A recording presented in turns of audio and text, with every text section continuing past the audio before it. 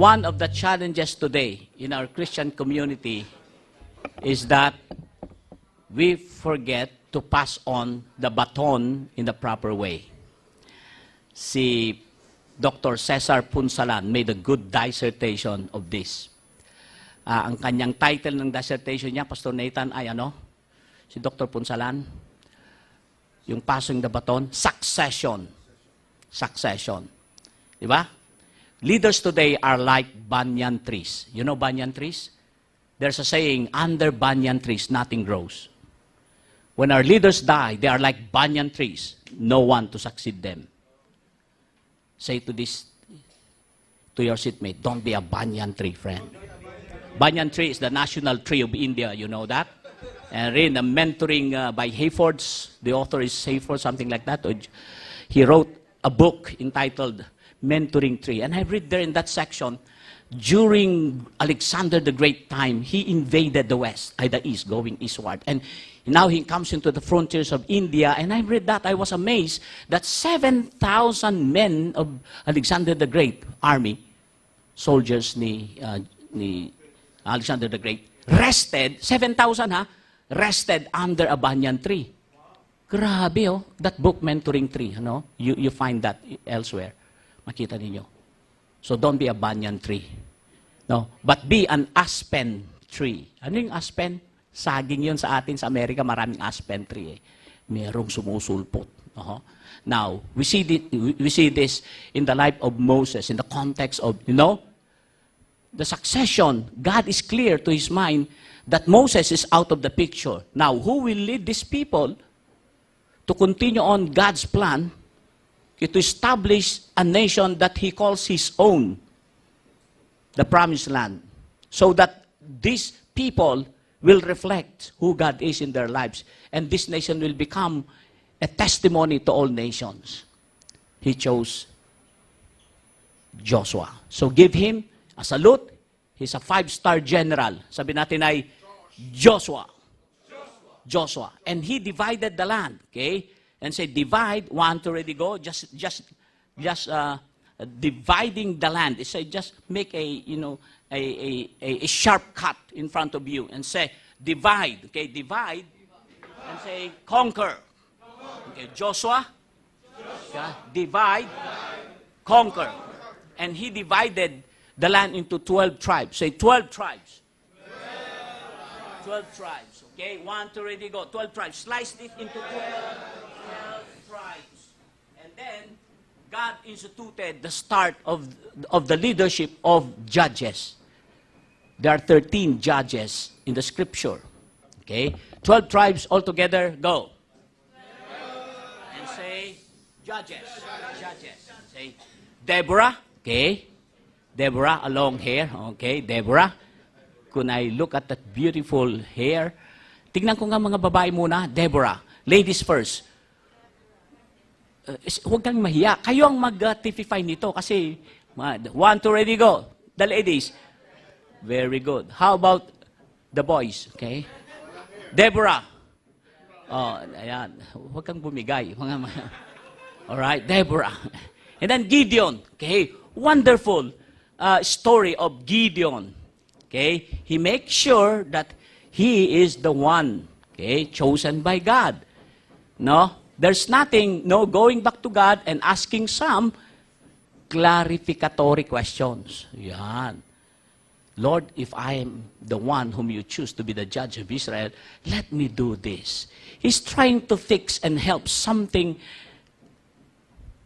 with his help. Now, we know, before that experience of the fleece, okay, the wool fleece experience of, asking God to do it twice, all right? We know the story. He already knew that he is God's anointed, one of God's anointed judges. He knows that, but he makes sure of that. And we know the story. He had 30,000 men against nearly 1 million, his enemies, and God said, too many. Go to the brook, go to the stream, and allow your men to drink. We know the story. How many people or soldiers did Gideon drank from that stream like a dog. Out of 30,000, 20,000. So left 10,000. We know the story. Oh, by the way, the sequence of the story is this. 30,000, he announced it. Those who are afraid, go home. And 20,000 went home. 10,000 remained. And in that 10,000, God asked Gideon to allow his men to drink in the stream. And you know how many people, how many soldiers he had drunk like a dog? How many left? We know the story, 300. So 300, kaya meron tayong Gideon 300 eh. So we say Gideon, just like, scrolling, no? Like this, the wool fleece, okay? Say, Gideon. Who is this? Okay, and then Gideon. Samson. How do you describe Samson? Strong. He was a Nazarite, by the way. No, he rejected any strong drink, especially those strong fermented sodas or wine, we call. Huh? So, how do you describe Samson? You know, it is also an example I see, beautiful. I take this an example, a classic example for couples whose wives are manipulative, you know. They use their tears. You look at the story. Okay, Delilah cried 24/7. You know that? You notice that? Yeah. What is your secret why you are so strong? And Samson said, okay, next question please. What is your secret? Every day yan, umiiyak yan. So wives, reminder for you, you can manipulate, control your spouses by your tears. No, yon, ha? Grabe, ha? O, iniiyakan, no? Hindi mo lang mapagbigyan, iiyakan ka, para kang namatay na. Parang ano ba yan? Anyway, okay, so say Samson, 1, 2, ready, go. Samson, okay, Joshua, 1, 2, ready, go. Aha, divide, hand.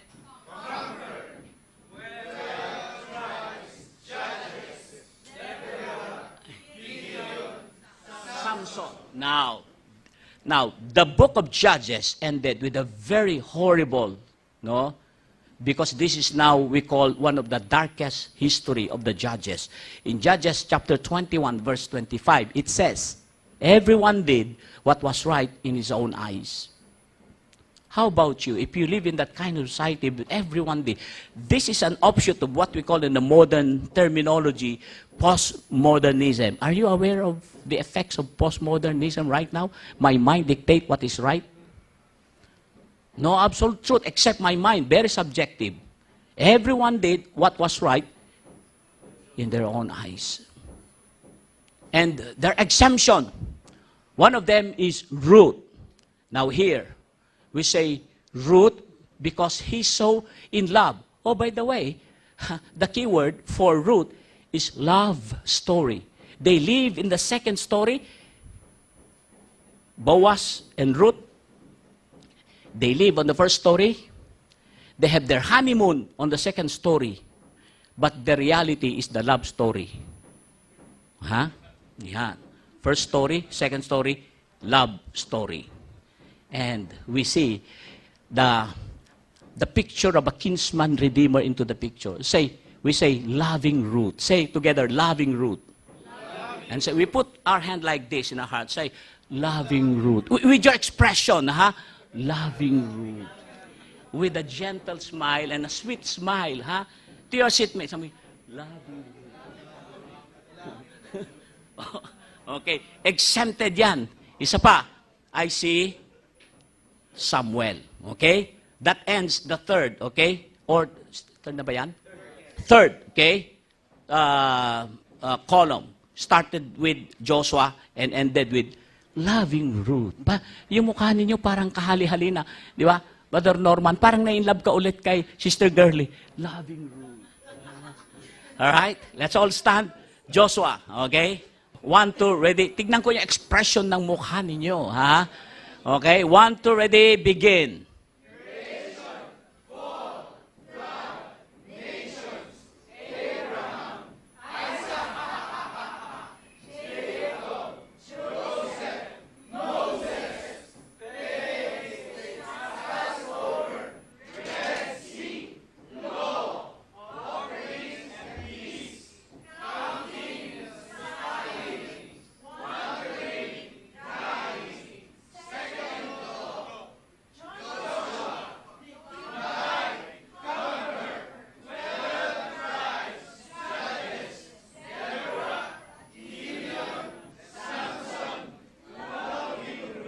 Wow.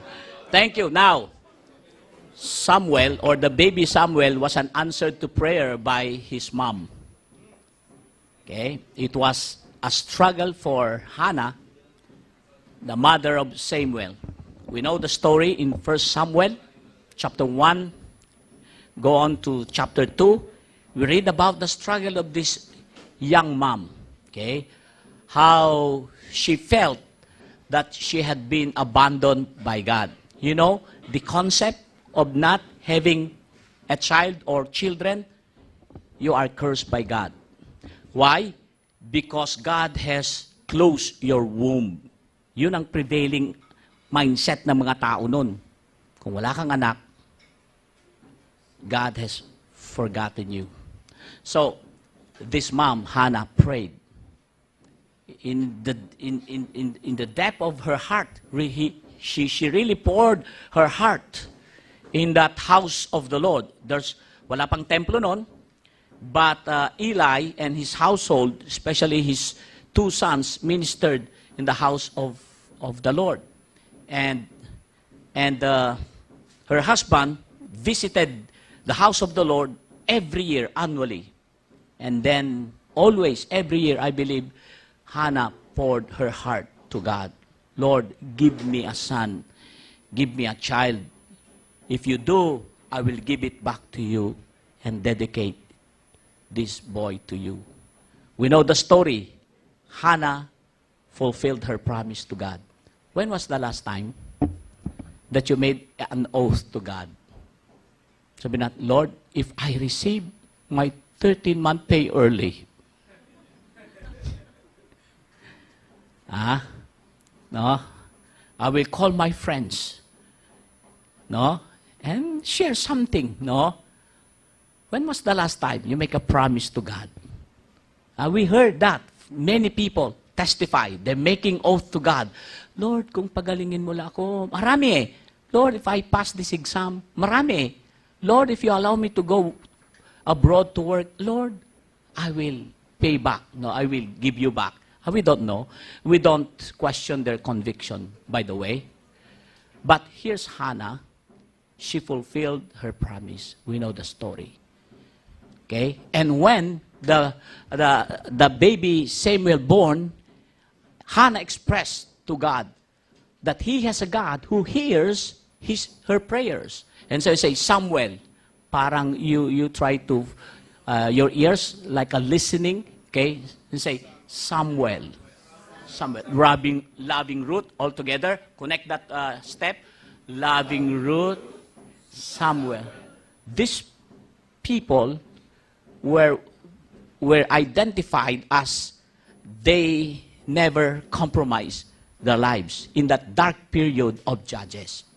That everyone did what was right in his own eyes.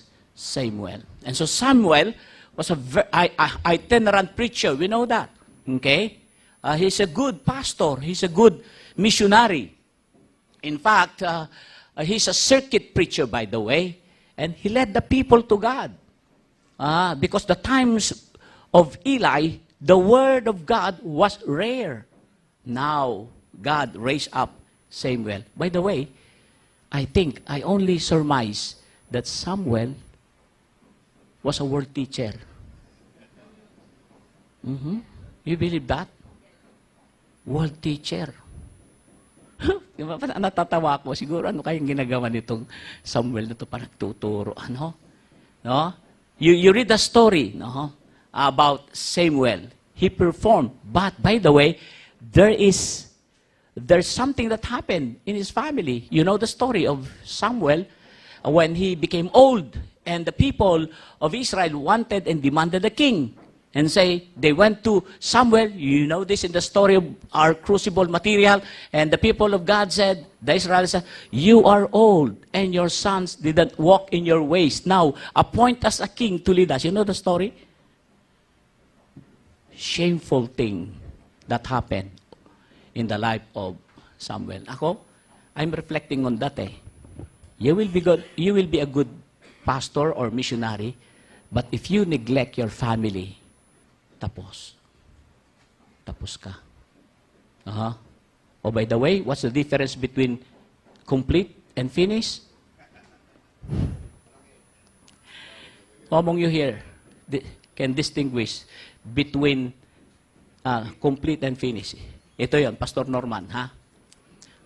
If you marry the right person, you're complete. If you marry the wrong person, you are finished. The people of Israel moved from the time of Judges for about 400 years. You sum up the total number of years each of these judges ruled, it amounts to 400 years plus. They are moving out from that, and now they are moving towards what we call monarchy. They wanted to, elect and appoint a king. So, United Kingdom was established. United Kingdom. Say United Kingdom. 1, 2, ready, go. So we just put our hands like this together. United Kingdom. United Kingdom. And there are 3 kings, 40 years each. The first king, King Saul. How do you describe King Saul? No heart. What else? What other things that you observe? He was a classic example of good starter, but for finish, what is qualified to? We know the story. Okay? What else? Tall. He stood above all shoulders. Okay? According to King James text. And that's why he is a king material. He should lead the people of God to battle. He's tall. He's strong. Okay? And Samuel based his decision on image, not on character. Okay, that's why he failed. So say, King Saul. Okay, Saul. Okay, Saul. 1, 2, Saul, no heart. Say, Saul. Okay, no heart. Again, Saul, no heart. The second king of the monarchy was David. How do you describe David? He was, you know that well, he was a man after God's own heart. Now, review. Please, this is our assignment. Okay? Could you pinpoint the reference where it says this description that David was a man after God's own heart? Is this being said before he fell into sin or after he fell into sin?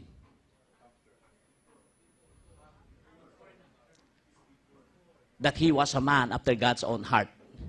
Is this being said before he fell into sin or after he fell? Aha, that is a challenge to look at it, huh? Because I have an answer for that.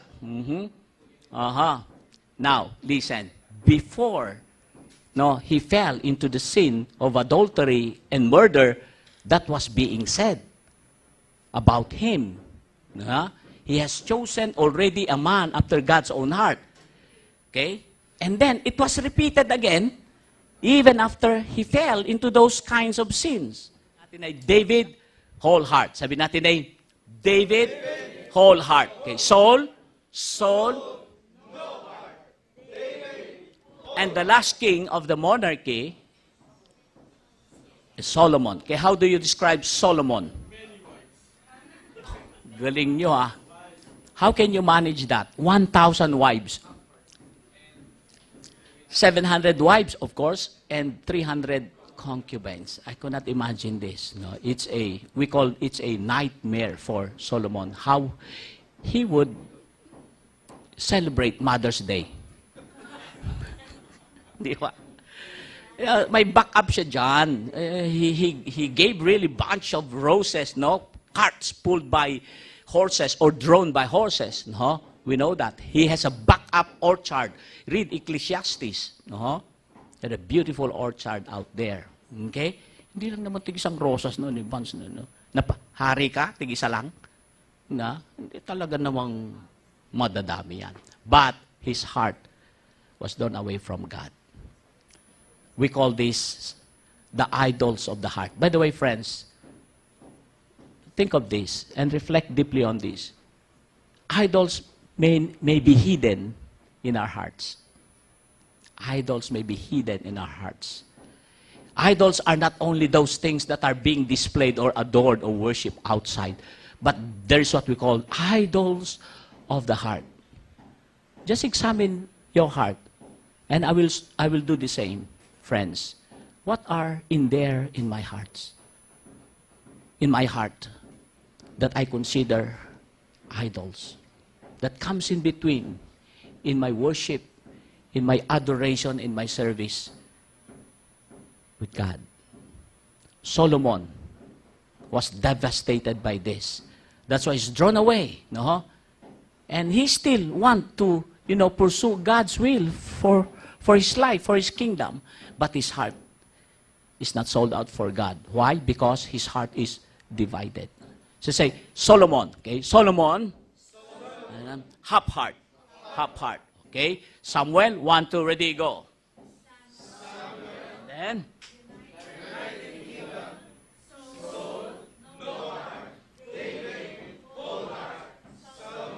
half heart. Half heart.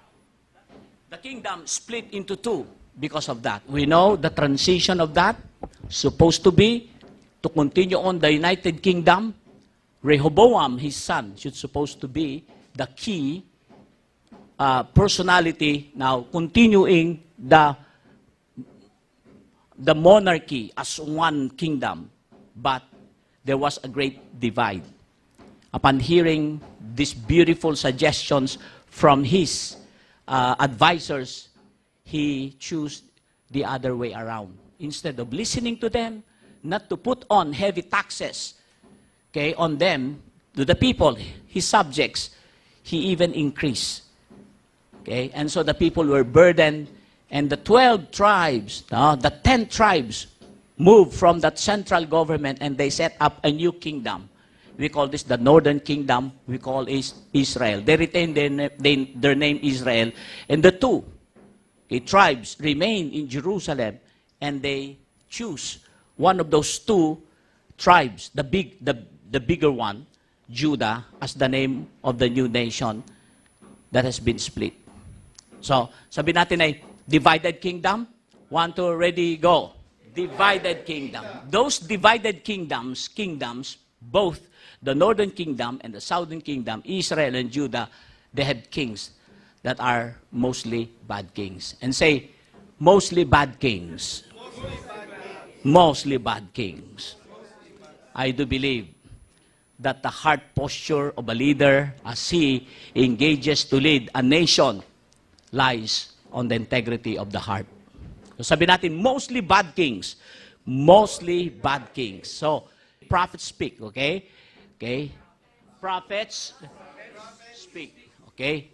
Dahan-dahan lang. Malumanay lang. Hindi mabilis. No? Okay? Prophets speak. God raised up prophets. Okay? To bring God's message to the people. There are two roles of prophets then. One is to what? Pronounce judgment and warning to the people of God. Number two, they provide and give consolation to people. That even though they are being dispersed or they are being taken as captives, and yet God will bring about His promise to them. What an encouragement that God will fulfill His promise no matter what happens. Two roles are prophets. Okay? They pronounce judgment and they speak what? Blessing and encouragement to people. That's why we say prophets speak. 1, 2, ready, go. Prophets speak. Okay, with that, we have now 32. Let's all stand and review. Okay, when you review, speak out loud para makuha sa review natin. Okay, creation until prophets speak. Okay? 4 groups. Okay? Are you ready? Presence of mind. Okay, 1, 2, ready, begin.